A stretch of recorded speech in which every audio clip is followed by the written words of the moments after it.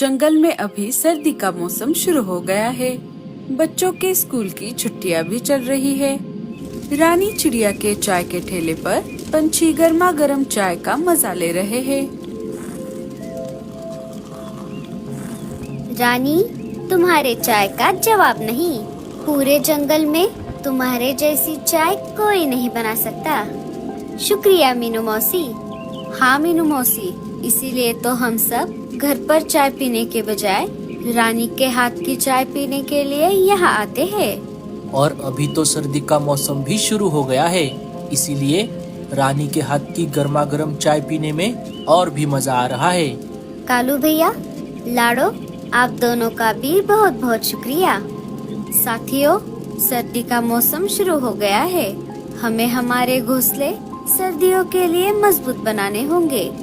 सारे आपस में बातचीत कर ही रहे थे, तभी राजा जी के महल से सूचना पंछी सूचना देने के लिए वहाँ पर आ जाते हैं। सुनो सुनो सुनो, सारे जंगलवासी सुनो। जंगल में सर्दी का मौसम शुरू हो गया है। उसी बारे में बात करने के लिए आज दोपहर ठीक 1 बजे राजा जी ने सबको अपने महल में बुलाया है।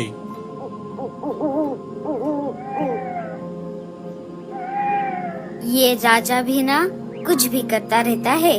इसके पास करने के लिए कोई काम नहीं है, इसीलिए अब ये हम सबको बुलाकर बोर करेगा।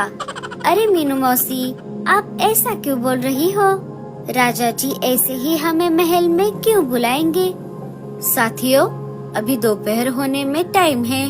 तब तक हम सब बाहर जाकर अनाज लेकर आते हैं और कल हमें घोंसला पक्का करने के लिए लकड़ियाँ और घास फूस जमा करने के लिए भी जाना होगा।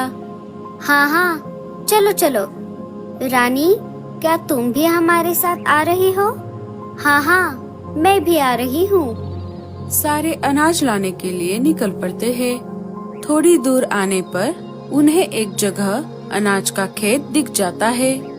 चलो साथियों, हम यहीं से अनाज जमा कर लेते हैं। दोस्तों, मेरा अनुभव ये कहता है कि हमें यहाँ से जितना हो सके उतना अनाज जमा कर लेना चाहिए। आगे सर्दियाँ बढ़ने वाली है, जंगल में सब तरफ बर्फ जमा हो जाएगी। बाद में हमें अनाज ढूंढने में बहुत परेशानी होगी, इसीलिए हम सब यहाँ से ढेर सारा अनाज हमारे साथ लेकर जाएंगे। आपने बिल्कुल सही कहा मीनू मौसी। पिछले साल ऐसा ही हुआ था। बर्फीले तूफान की वजह से हमें बहुत दिनों तक घर के अंदर ही रहना पड़ गया था। इस बार हम ऐसी गलती नहीं करेंगे। चलो फिर हम सब काम पर लग जाते हैं। सारे पंछी देर न करते हुए जितना हो सके उतना अनाज जमा कर लेते हैं। अनाज जमा करने के बाद सारे वापस अपने जंगल की ओर निकल पड़ते हैं। अनाज लेकर वापस आते आते उन्हें दोपहर हो जाती है। लाडो, तुमने बिल्कुल सही कहा था। हमें अनाज लेकर आते आते दोपहर हो गई। साथियों, अभी हम ये अनाज हमारे घर लेकर चलते हैं। घर पे अनाज रख के हम सारे मिलकर महल जाएंगे। सबने वैसा ही किया जैसे रानी ने कहा था। थोड़ी ही देर में सारे महल में जमा हो गए। कालू, क्या सारे पंछी आ गए? हाँ राजा जी, सारे पंछी आ गए हैं। ठीक है, फिर मैं सभा को शुरू करता हूँ। साथियों, जैसे कि आप सब जानते हो, सर्दियों का मौसम शुरू हो गया है। उसी मौके पर आप सभी को हर साल की तरह इस साल भी अपने अपने घोंसले सर्दी के लिए मजबूत बनाने होंगे। बर्फीला तूफान कभी भी आ सकता है। ये सब हमें पहले से ही पता है राजा जी, लेकिन आपने हमें आज यहाँ पर क्यों बुलाया है, ये बताइए पहले। हाँ मीनू मौसी, मैं उसी बात पर आ रहा हूँ। साथियों, घोंसला पक्का करने के लिए जो भी सामान लगने वाला है, वो सारा सामान मैंने आप सभी के लिए पहले से ही जमा करवाया है। इसीलिए इस साल आपको सामान जमा करने के लिए यहाँ वहाँ जाने की कोई जरूरत नहीं है। बाकी की सारी जानकारी आपको सूचना पंछी दे देंगे। देखा मीनू मौसी, मैंने कहा था ना आपसे, राजा जी हमें ऐसे ही महल में क्यों बुलाएंगे। अब हमें घोंसला बनाने का सामान जमा करने के लिए यहाँ वहाँ जाने की कोई जरूरत नहीं पड़ेगी। राजा जी ने हमारे लिए महल में ही सारा इंतजाम कर दिया है। हाँ हाँ, अब बस भी करो उस राजा की तारीफ। अगर सामान देने के बजाय डायरेक्ट घोंसले बना के दिए होते तो मैं मानती। साथियों, अब हमें घोंसला बनाने के काम में लग जाना चाहिए। हाँ हाँ, चलो चलो। सारे एक एक करके अपने अपने जरूरत के हिसाब से सामान ले लेते हैं और अपने घर की तरफ निकल पड़ते हैं, सिवाय रीमा, भूरा और मीनू मौसी को छोड़कर। अरे भूरे, क्या तुझे सामान नहीं लेना? अरे नहीं मीनू मौसी, हमारा घोंसला पहले से ही बहुत पक्का है, इसीलिए हमें इस सामान की कोई जरूरत नहीं है। लेकिन आपका क्या? आपने भी तो सामान नहीं लिया। मेरा भी कुछ ऐसा ही है। मैंने हाल ही में मेरे घोंसले की मरम्मत करवाई है। मुझे भी ये सामान नहीं चाहिए। चलो, मैं चलती हूँ। हाँ हाँ, चलो, हम भी आ रहे हैं। तीनों महल से निकल पड़ते हैं। 2-4 दिन बीत जाते हैं। जिन जिन पंछियों ने महल से सामान ले लिया था, उन्होंने तो अपने अपने घोंसले पक्के कर लिए। 1-2 दिन और गुजर गए। ठंड और भी ज्यादा बढ़ गई। अजी, मुझे तो बहुत ठंड लग रही है। हमने महल से सामान ना लेकर बहुत बड़ी गलती कर दी। कल सुबह होते ही आप महल जाकर बचा कुचा सामान लेकर आइए और हमारा घोंसला ठंड के लिए पक्का कर लीजिए। वाह वाह वाह मीनू, तेरे जैसी पागल मैंने आज तक नहीं देखी। अगर उस दिन तूने सामान ले लिया होता तो आज तुझे ऐसे ठंड में नहीं बैठना पड़ता।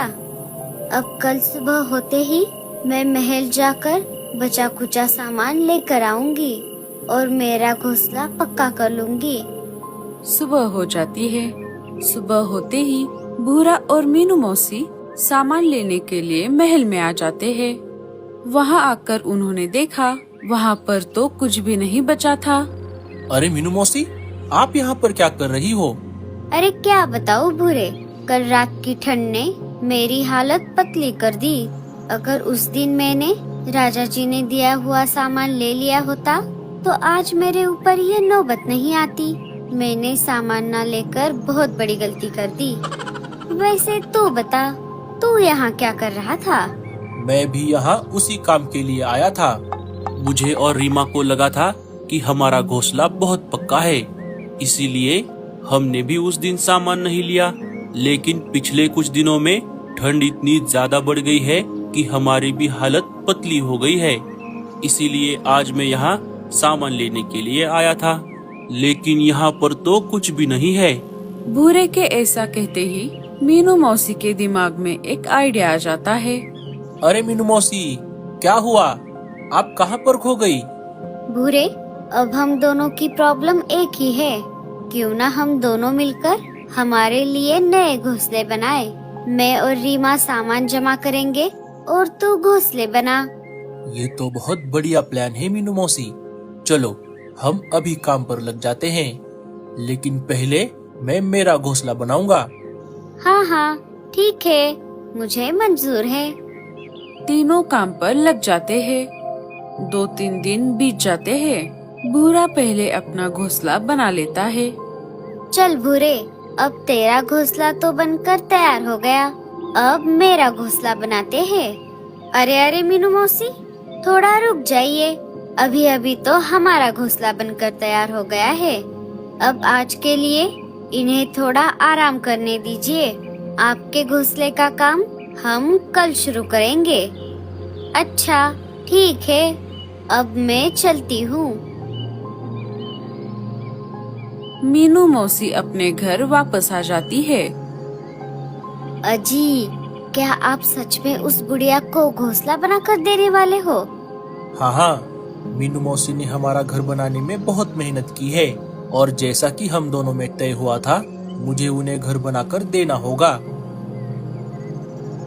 चलो, बस अब कुछ दिन और, फिर मैं मेरे नए घर में चली जाऊंगी।